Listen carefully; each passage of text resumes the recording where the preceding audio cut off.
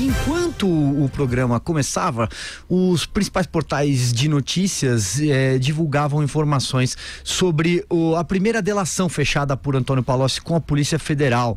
Esse depoimento foi prestado no dia 13 de abril de 2018 e a delação foi homologada pelo Tribunal Regional Federal da 4ª Região, o TRF4, como a gente trata, em junho do ano passado. Nessa quinta-feira, o documento foi anexado ao inquérito da Polícia Federal sobre a usina de Belo Monte, que tramita em sigilo. Leio aqui alguns trechos, vou fazendo um resumo à medida em que os comentaristas do 3 em 1 tratam do assunto. Palocci diz que levava dinheiro em espécie e entregava esses valores diretamente nas mãos do ex-presidente Lula em São Paulo, por exemplo. Chega a dizer que levou dinheiros em espécie para Lula dentro do avião presidencial e também que, num outro momento aqui, dinheiro para o presidente foi transportado dentro de caixas de uísque no aeroporto de Congonhas. Numa outra análise, agora do jornal Folha de São Paulo, folha.com, o ex-ministro Antônio Palocci afirma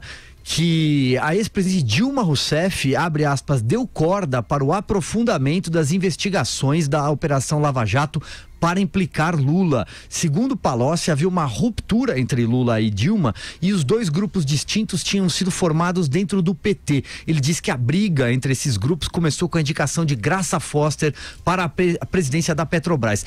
Vera, passo a bola aqui para você e continuo lendo aqui o depoimento, vou colocando novos ingredientes ao longo desse bloco. Tudo isso é factível, é verossímil, faz sentido dentro do que a gente sabia dos bastidores, do que se viu no Petrolão, em sucessivos depoimentos, seja de ex-funcionários da Petrobras, seja de dirigentes de empreiteira, seja de alguns ex-diretores da Petrobras que também fecharam delação, sobre como o Lula construiu uma rede de amizades com esses grandes capitalistas brasileiros, garantiu a eles um sistema em que eles se revezariam para tocar grandes obras públicas com base nas estatais e com aportes do BNDES, uso de dinheiro dos fundos de pensão, todo um cerco aí ao Estado feito por intermédio do partido e tendo como lastro essas empresas e esses fundos estatais mediante pagamento de propina. Isso está mais do que demonstrado na Lava Jato, por meio desses imóveis todos sem a propriedade do Lula, mas que serviam a ele, a sua família, ao seu instituto. Isso tudo está já muito demonstrado. O que eu acho a respeito da delação do Palocci? Ele era alguém de dentro, em todos os momentos. No momento anterior à chegada do PT do poder, porque ele foi um dos que levaram o Lula para os salões ali do capitalismo e fizeram a conversão dele, fizeram aquela conversão quando ele faz a carta ao povo brasileiro, etc. Esteve no governo do Lula, esteve na campanha da Dilma e esteve no início do governo da Dilma. Então eu não tenho dúvida de que ele sabe o que aconteceu, de que ele tem informações. Eu só não sei se ele tem como ter prova de corroboração dessa delação. Está falando de coisas que são uma bela narrativa, que dão cor ao seu relato, mas como você comprova dinheiro vivo dentro de caixa de uísque? Como você comprova isso quando, por exemplo, quem ele está dizendo que levava, o Branislav, não está disposto a fechar uma delação? Só um detalhe, ao afirmar isso, que o dinheiro ia dentro de caixas de uísque, ele descreve que o presidente Lula telefonava dizendo assim, olha, cadê o uísque? E aí os motoristas, ele dá nome aos bois, os motoristas seriam testemunha de que esses valores eram entregues. Então, precisa ter essas testemunhas. Inclusive tem um dos motoristas chega a brincar, segundo o termo de delação, diz assim, nossa, mas o Lula fica cobrando, é só uma caixa de uísque, é uma caixa de uísque, não. É que na verdade havia dinheiro dentro, segundo a delação do Palocci. Tem uma história também que aqueles aviões vinham de Cuba com os dólares dólar, de Cuba, né? Aquilo na CPI dos bingos foi objeto de depoimento. Teve gente que falou aquilo. Eu acho que tudo isso tem que ser investigado. Poleto, num dos depoimentos mais tragicômicos da história brasileira. Então tudo tem de ser investigado. É óbvio que o Palocci tem conhecimento de causa do que ele está falando. Eu só acho que é uma delação difícil de ter prova de corroboração. Andreasa, você pediu a palavra, é isso? Pedir, porque é o seguinte, essa é aquela delação controversa que o Palocci tentou negociar com o Ministério Público, foi rechaçada e depois fechada com a Polícia Federal. Nós falamos muito sobre ela aqui. E esses relatos sobre entrega de dinheiro em caixa de aparelho celular e em caixa de uísque, tem a matéria do G1 Informa, a corroboração dos motoristas que deram depoimento. Os dois motoristas são motoristas diferentes, dizem que testemunharam a movimentação desse dinheiro em caixa. E brinca, inclusive, que, como o Silvio disse, o presidente teria ligado várias vezes para o Palocci, desde Congonhas, cobrando a entrega da caixa de uísque. E aí o motorista brinca, tá aqui, o motorista confirma essa declaração, segundo a reportagem. O motorista brinca dizendo: olha, o presidente tá mesmo ansioso pela bebida, hein? Brincando, sabendo, sendo irônico, sabendo que a ansiedade era pelo dinheiro. Olha que loucura!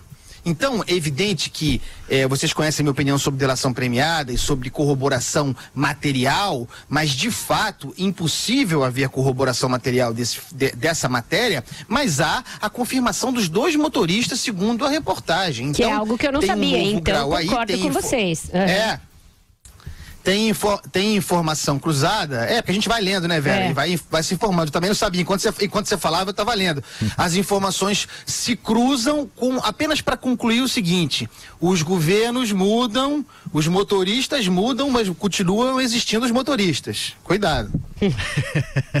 Muito bem, Joel, você tem mais trechos aí que você estava lendo aqui, né? Vamos ver, também estou aqui lendo, acompanhando aí o conteúdo conforme vai sendo divulgado. Vamos ver se prova mesmo o Palocci. Para mim me parece bastante plausível tudo. Eu queria levantar 2 pontos.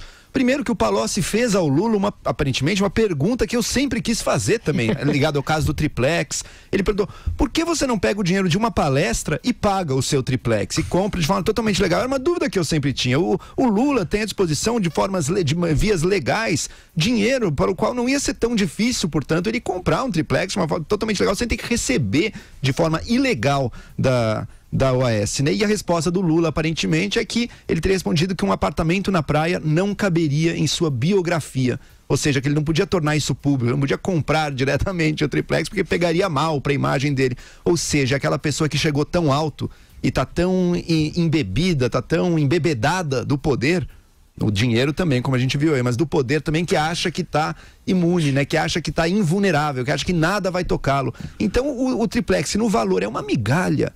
É um quase nada perto dos valores dos escândalos de corrupção do Petrolão que a gente assistiu. O triplex é quase nada, acabou sendo algo que ele topou fazer fora da lei, embora não precisasse, mas porque realmente ele não podia danificar a sua biografia, a visão que ele constrói para as outras pessoas. E olha o que aconteceu com a biografia agora, né? E olha como é que tá a biografia agora. Mas o meu outro ponto é o seguinte: olha como é que é a política profissional, hein? Tá dizendo que Lula e Dilma estavam que existia alguma rivalidade, já se sabia. O Lula deixava soltar de uma forma bastante discreta, mas para bom entendedor em algumas manifestações dele, sabia que havia um racha e tudo mais. Mas agora tá parecendo que a Dilma até insuflou até o que levou à prisão do próprio Lula. Então realmente é uma rivalidade, até uma inimizade que chega a trabalhar em prol da prisão do outro. E mesmo assim, em público, a gente nunca viu um falando mal ou brigando com o outro. Jamais um tweet xingando, jamais uma manifestação de acusação ou levantando dúvidas para a sociedade. Para o público, para a sociedade, se comportavam como uma unidade, mantendo ali uma cooperação, uma imagem de harmonia quase total.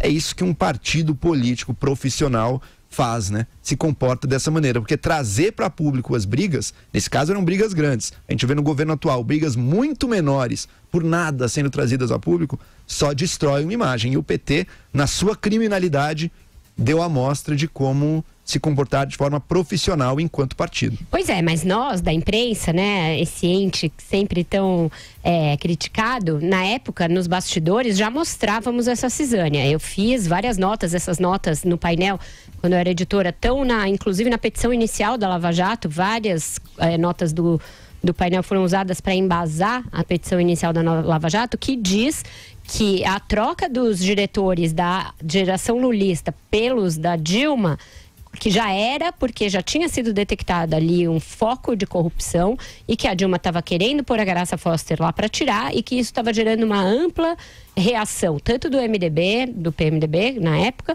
quanto da ala do PT que estava sendo sacada de lá, aqueles sindicalistas ligados ao Lula, Renato Duque, Nestor Cerveró, todos eles, os nomes estavam lá, ó, bem antes da Lava Jato. Essas notas, eu me lembro da nota disso em 2011, 2010... 2012. Então, para depois não dizerem, na época do Lula e do PT vocês não davam, a imprensa estava lá, e o que diziam? A imprensa está mentindo, está inventando crise onde não tem. Imprensa golpista, aqui, né? Partido da imprensa golpista. A cantilena é sempre ameaça. Só mais alguns detalhes aqui, porque as próprias reportagens estão em atualização nos portais de notícia e eu continuo lendo aqui o termo da declaração da delação do Palocci. Tem um episódio em que o Carlos Alberto Possente, o depoimento dele, ele era um dos motoristas. Ele fala que levou o Palocci com uma mala, o Palocci portava uma mala vazia até um banco. E depois o Palocci volta com a mala cheia de dinheiro e essa mala é entregue no Instituto Lula, ou seja, propina. Portanto, se configura saque, inclusive.